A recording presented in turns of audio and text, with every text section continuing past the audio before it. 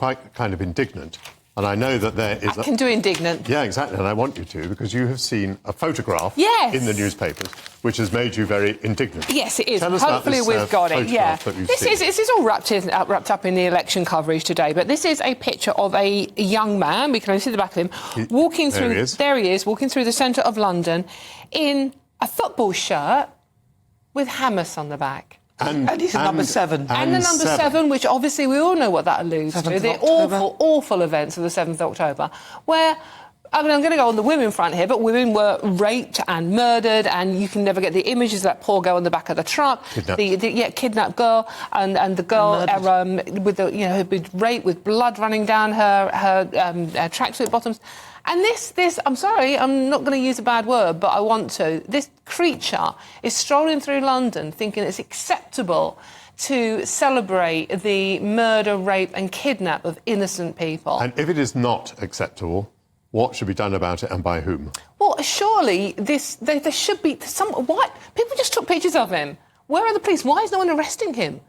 But some would argue... Can you be arrested for what you wear? Yes, you can, actually. You can be arrested for what you don't wear. Some of your suits, to be honest with you. But some would argue, I mean, he may say he's supporting Hamas 7th and all of that, which is horrendous, but some would argue that, well, you know, a lot of them are saying that Israel are committing genocide and that actually a lot of people are now dying and that Hamas are the government, and he could just pretend that the 7 has nothing to do with it, pretty much. Not that we... You know, he's not wearing anything...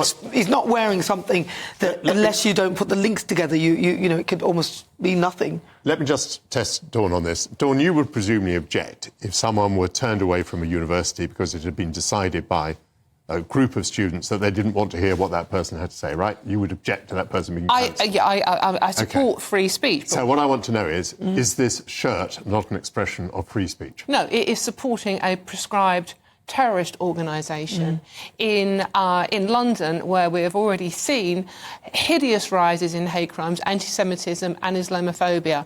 And this has to be, I don't know, but this has to be some kind of offence, surely, for inciting hatred. Yes. Chris, I could... You think the police should talk to that man and possibly detain him on the grounds that he's inciting? Michael, they can be detained when they're on the marches. They can be detained if they've got offensive slogans or if they're wearing offensive... You know, remember the girls with the hang gliders pinned on their clothing? They ended up in court. Chris, this should happen. Oh, no, I just think that he's got a very brass neck, you know, and...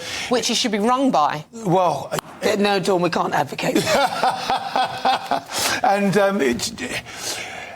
he could have been done for inciting violence, because you could very easily have sparked off something there, where all of a sudden they'd be running pitch battles in the middle. Was that London? You said middle of London. I do believe in free speech. I don't like what's going on in Gaza, so you know, so I'm not pro what's going on in Gaza right now. But I can see that chap.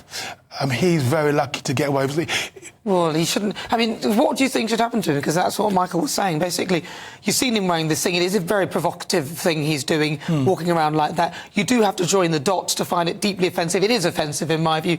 But what should happen to him? Well, I do think that back in my day, a man in blue would have come up to him and let him know quite clearly that this is not acceptable on the British streets. What do you think is happening now, that where people are doing that?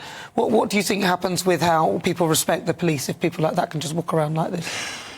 Well, you know, again, that's a completely different subject. You know, I do think that, you know, that our authorities and our authority figures are not afforded the deference and the respect that they are due. So most definitely on that one, I think there's a lot of work to do to get us back to some sense of deference and respect.